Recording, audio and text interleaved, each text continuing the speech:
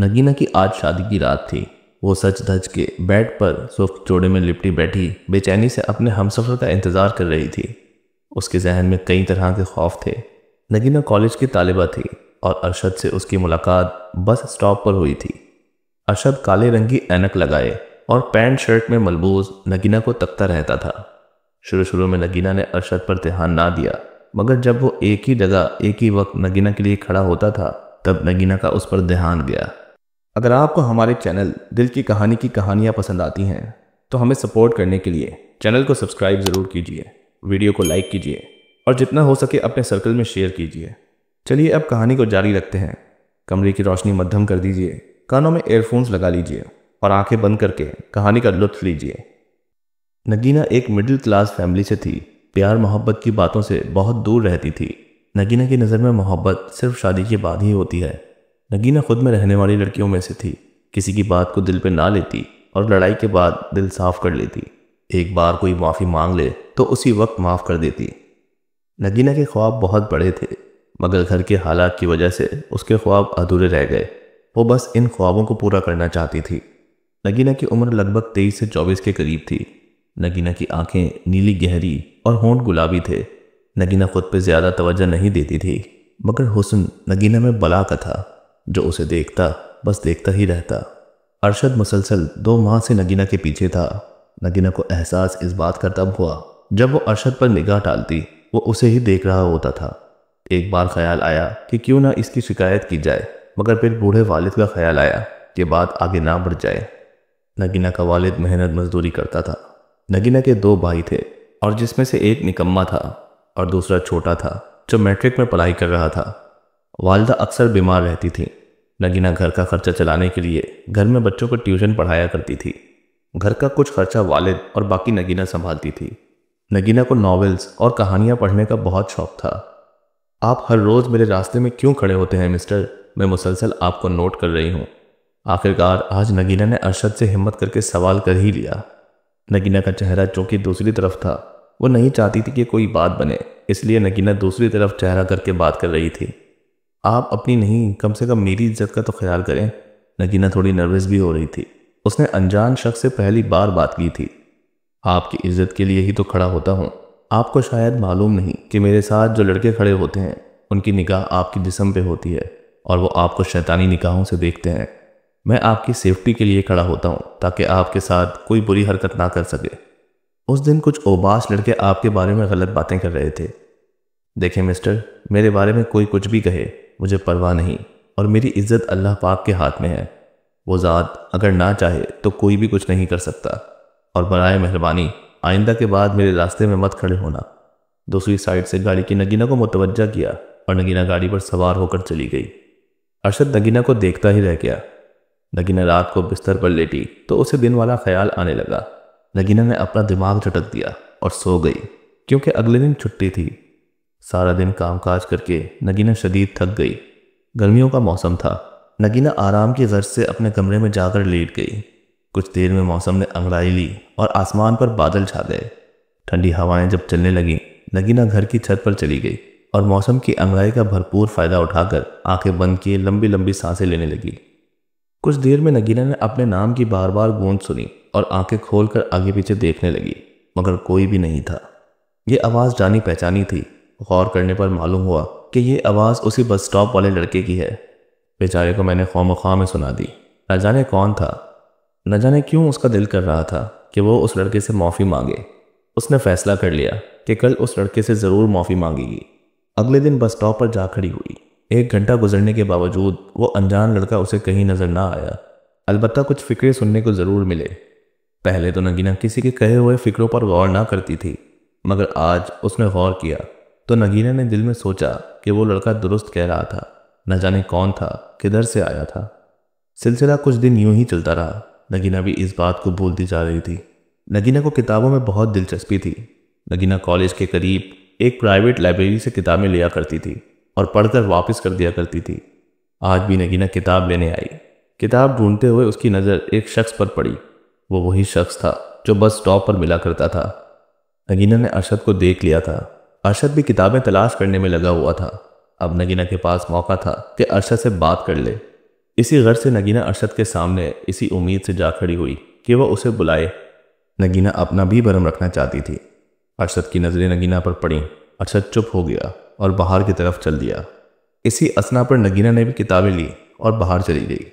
अरशद शायद नगीना का ही इंतज़ार कर रहा था। वो दोनों सड़क पर एक दूसरे को तकते और नज़र चुरा लेते। अरशद ने हिम्मत करके नगीना को सलाम किया और आने का मकसद बयान किया। आप यहाँ क्या कर रही हैं? आपको भी किताबें पढ़ने का शौक़ है? अरशद ने नगीना से कहा। जी, मुझे भी किताबें, नॉवेल्स पढ़ने का बहुत शौक़ है, नगीना ने नॉर्मल अंदाज में अरशद को जवाब दिया। गर्मी बहुत है, आए मैं आपको अपनी गाड़ी में आपके घर पर ड्रॉप कर देता हूँ, इधर बात करना मुनासिब नहीं। अरशद ने अपनी गाड़ी की तरफ इशारा करते हुए नगीना को मुखातिब किया। नहीं नहीं, मैं चली जाऊँगी। अरे ऐसे कैसे, मैं खुद बस स्टॉप तक छोड़ देता हूँ, घबराएं मत, मुझे अपना ही समझें। नगीना अब कुछ सोच रही थी और अगले ही लम्हे नगीना राज़ी हो गई और फ्रंट सीट पर जाकर बैठ गई। आपके पास अपनी गाड़ी है, फिर आप बस स्टॉप पर क्यों खड़े होते हैं? नगीना ने अरशद से सवाल किया। वो आपके लिए खड़ा होता था क्योंकि आप मुझे अच्छी लगी हैं। अरशद वक्त बर्बाद नहीं करना चाहता था। उसने झट से कह दिया। आप पागल तो नहीं हो गए? आपने मुझे समझा, ना जाना और पसंद करने लगे। नगीना का लहजा थोड़ा सख्त हो गया। मोहतरमा, दिल किसी का मुलाजिम नहीं है जो पूछ कर किसी को पसंद करने लगे। फिर दोनों जानिब खामोशी छा गई। आपसे मैंने माफ़ी मांगनी थी, मगर आप उस दिन के बाद नजर नहीं आए। नगीना ने खामोशी को तोड़ते हुए बात को आगे बढ़ाया। माफ़ी एक शर्त पर मिल सकती है, अरशद ने शरारती अंदाज में नगीना से कहा। क्या शर्त? नगीना ने अरशद का मुंह तकते हुए पूछा।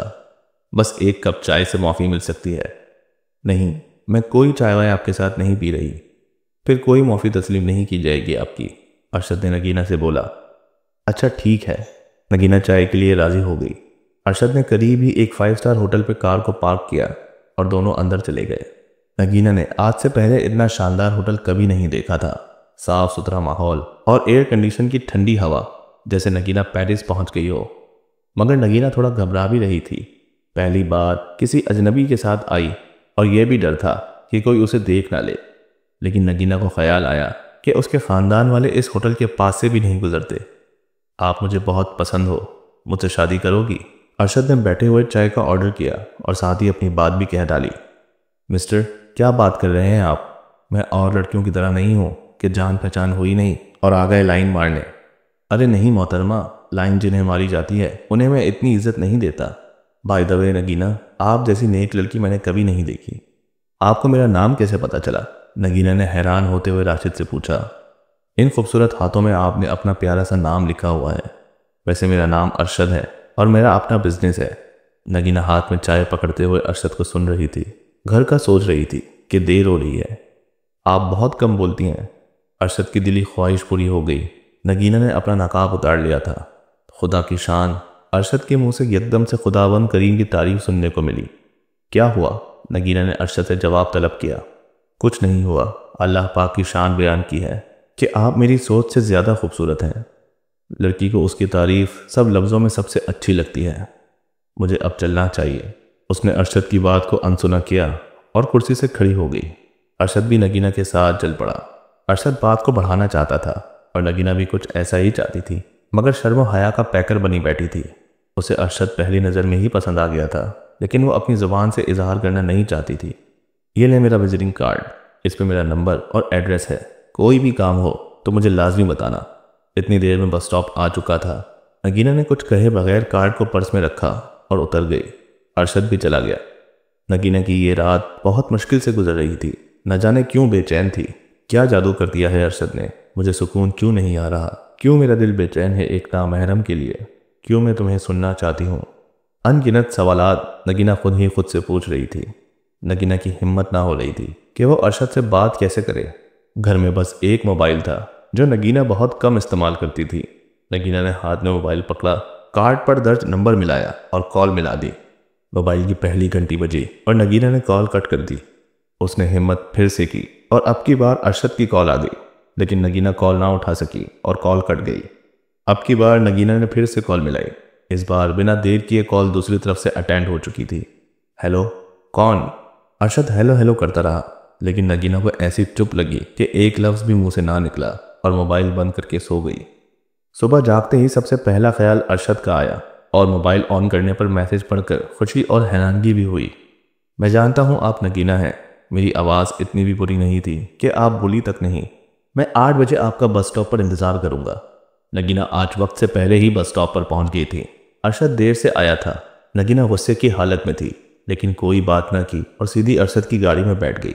अरशद ने रोमांटिक सॉन्ग प्ले कर दिया और महजूज होने लगा। नगीना ने गाने बंद कर दिए और देर से आने की वजह पूछी। अब नगीना खुद को पहले की निस्बत ज़्यादा मजबूत समझ रही थी। उसकी ज़िंदगी में भी कोई ख्याल रखने वाला आ रहा था। नगीना की आदत थी कि ज़्यादा बोलती नहीं थी, मगर अरशद के पास न जाने किधर किधर से बातें आ जाती थीं। नगीना को खूब हंसाता था। यही वजह थी कि नगीना जो किसी को बहुत अपना डालती थी, मगर अरशद के सामने तमाम हथियार डाल चुकी थी। आपको अपना ऑफिस दिखाऊं? अरशद ने सवालिया नज़रों से नगीना से सवाल किया। नहीं, कॉलेज से देर हो रही है और मैं क्यों देखूं आप मेरे क्या लगते हैं, और मुझे आज कॉलेज जल्दी पहुंचना था, तभी आपकी गाड़ी में बैठ गई, वरना मैं ऐसी वैसी लड़की नहीं हूं। अरशद नगीना की मासूम बातें सुनकर दिल ही दिल में हंस रहा था और लबों पर मुस्कुराहट ला रहा था। आप मजाक समझ रहे हैं? नगीना ने अरशद को देखते हुए कहा। मेरी क्या मजाल कि आपका मजाक बनाऊं, वो तो मैं आपकी मासूमाना बातों को गौर से सुन रहा था। अच्छा बस करें, कॉलेज आ गया है, रोकें गाड़ी। अरशद ने बिला ताखीर गाड़ी रोकी और अगली बार मिलने का पूछा तो नगीना ने कहा रोज़ मिलना ज़रूरी नहीं, और वैसे भी रोज़ आने जाने से इज्जत कम हो जाती है, ऐसा मेरी अम्मी कहती हैं, और गाड़ी से उतरकर कॉलेज चली गई। मुलाकातों का सिलसिला तवील होता जा रहा था। अब नगीना मॉडर्न बनती जा रही थी। ब्लैक टाइट जीन्स और शॉर्ट कमीज़ में वो किसी हीरोइन से कम ना थी। अरशद उसे माली सपोर्ट कर रहा था। अब घर के हालात बेहतर से बेहतर हो रहे थे। नगीना की पढ़ाई मुकम्मल हो चुकी थी और अरशद के ऑफिस में जॉब भी कर रही थी। अब अरशद जिधर भी मीटिंग में जाता, नगीना को बतौर असिस्टेंट साथ ज़रूर रखता। रात को लेट आना नगीना की रूटीन बन गई थी। नगीना अपने वालिदैन से अरशद को मिलवा चुकी थी। अरशद ने भी नगीना के वालिदैन को तसल्ली देकर उनका एतमाद हासिल कर लिया था। नगीना की काबिलियत की वजह से अरशद को काफ़ी फ़ायदा भी हुआ था। अरशद अगर मसरूफ़ होता तो नगीना ही क्लाइंट्स को डील किया करती थी। अरशद अब नगीना को अपनी वाइफ के रूप में देखना चाहता था। अरशद नगीना की हर वक्त तारीखों के पुल बांधा करता था। नगीना के वालिदैन को अक्सर फ़िक्र हो जाती। नगीना वालिदैन को भरोसा मुकम्मल दिलवा चुकी थी। अब रोज़ का मामूल था कि अरशद नगीना को हर उस जगह पर ले जाता था जिधर का उसने कभी ख्वाब भी नहीं देखा था। अरशद ने अपनी वालदा से भी नगीना को मिलवा दिया था। नगीना खुद से ज़्यादा अब अरशद पे भरोसा करने लगी थी। अरशद, अब हमें शादी की बात आगे बढ़ानी चाहिए। नगीना अरशद से मुखातिब थी। हाँ, मुझे भी ऐसा ही लगता है। अच्छा, मैं आज ही अपनी अम्मी से बात करता हूँ। दोनों बहुत खुल कर हंस रहे थे कि अचानक अरशद को एक काम याद आ गया। नगीना, चलो चलते हैं। बात करते हुए अरशद ने नगीना की बात को काटा। नगीना भी बिना कोई सवाल किए उठ खड़ी हुई। अरशद बार बार पीछे मुड़कर किसी को तक रहा था। अरशद ने नगीना को घर पर ड्रॉप करने के बाद अपनी पुरानी मोहब्बत को सोचने लगा, क्योंकि अब वो किसी और लड़के के साथ उसी होटल पे आई हुई थी। मर्द अगर किसी औरत को छोड़ भी दे तो तब भी मर्द के दिल में जलन जरूर रहती है। अरशद का भी यही हाल था। वो उस लड़के से बहुत ज़्यादा मोहब्बत करता था, मगर अरशद की एक हरकत ने उसकी पहली मोहब्बत को दूर कर दिया था। अरशद उसे भी नगीना की तरह ट्रीट करता था, शायद नगीना से कम करता था। अरशद को वो रात ना भूल पाई जिस रात उसने नशे की हालत में अरीशा को अपने घर बुलाया। अरीशा ने यूनिवर्सिटी में पेपर की तैयारी का बहाना किया और अरशद के घर चली गई। अरशद ने उसकी इज्जत को उसी रात दाग लगा दिया। अरीशा के वहम गुमान में भी ना था। उसने तो अरीशा को अपनी माँ से मिलवाने और 2 घंटे में वापस भेजने का वादा किया था, मगर ना तो अरशद ने उसे वापस जाने दिया और ना ही अरशद की वालदा घर पे थी। अरशद ने बड़ी बेरहमी और नशे की हालत में अरीशा को हवस का निशाना बनाया था। अब अरीशा खुद को कोस रही थी। अरशद नीम बरहाना हालत में अरीशा को छोड़कर बाहर जा चुका था। अरीशा अरशद से भीख मांगती रही, मगर अरशद को एक लम्हा भी ख्याल ना आया। अरीशा भी एक मिडिल क्लास तबके से थी। अरशद का ये दूसरा रूप था, मगर इसके बारे में नगीना को एक पल के लिए भी शक ना हुआ कि अरशद कैसा है। नगीना चालाक नहीं थी और अरशद को भी ऐसी ही लड़की की तलाश रहती थी। अब नगीना के वालिदैन ने नगीना की शादी की बात चला दी। नगीना सिर्फ अरशद की होना चाहती थी। नगीना घर में खुद बात ना कर सकती थी। बेटा, हमें तुमसे बहुत ज़रूरी बात करनी है। नगीना के वालिदैन नगीना से कई दिन से बात करना चाहते थे, मगर वक्त ना मिलने की वजह से वो बात ना कर पाते। बेटा, पैसा ही सब कुछ नहीं होता। हमें ऐसा पैसा नहीं चाहिए जो हमारी बेटी से हमें दूर कर दे। नगीना गर्दन झुकाए वालिद की बात सुन रही थी और बाप की आंखों में आंसू साफ नजर आ रहे थे। बाबा, आप रो रहे हैं? उसके वालिद की आवाज़ में नरमी और इस कदर जज्बात शामिल थे कि नगीना उन्हें गले लगाकर चुप करवाते हुए खुद भी रो पड़ी। बाबा, आपको पता है आपकी बेटी बहुत काम करती है, बहुत मेहनत वाली है। हाँ, हमारी बेटी दुनिया की सबसे अच्छी बेटी है। नगीना की वालिदा ने नगीना को गले लगा लिया। अब तीनों लोग बहुत खुश भी थे और उसके वालिद ने नगीना से शादी के हवाले से भी बात कर दी। बाबा, बस 6 माह मजीद मुझे नौकरी करने दें, उसके बाद आप जैसा कहेंगे वही करूंगी। उसी असना में नगीना के वालिद ने उसका माथा चूम लिया और बेफिक्र होकर सो गए। नगीना अरशद के बारे में सोच रही थी। उसके दिल में कई तरह के वहम जन्म ले रहे थे कि कहीं अरशद शादी से इनकार न कर दे। दोस्तों, नॉवेल का बाकी हिस्सा अगली किस्त में सुनाया जाएगा। नेक्स्ट वीडियो से अपडेट रहने के लिए चैनल को सब्सक्राइब जरूर कर लीजिए और साथ साथ बेल आइकन पर क्लिक करके ऑल नोटिफिकेशंस पर क्लिक कर दीजिए ताकि हर नई वीडियो अपलोड होते ही आपको नोटिफिकेशन मौसूल हो जाए। इस नॉवेल का बकिया हिस्सा अगली किस्त में जारी रहेगा।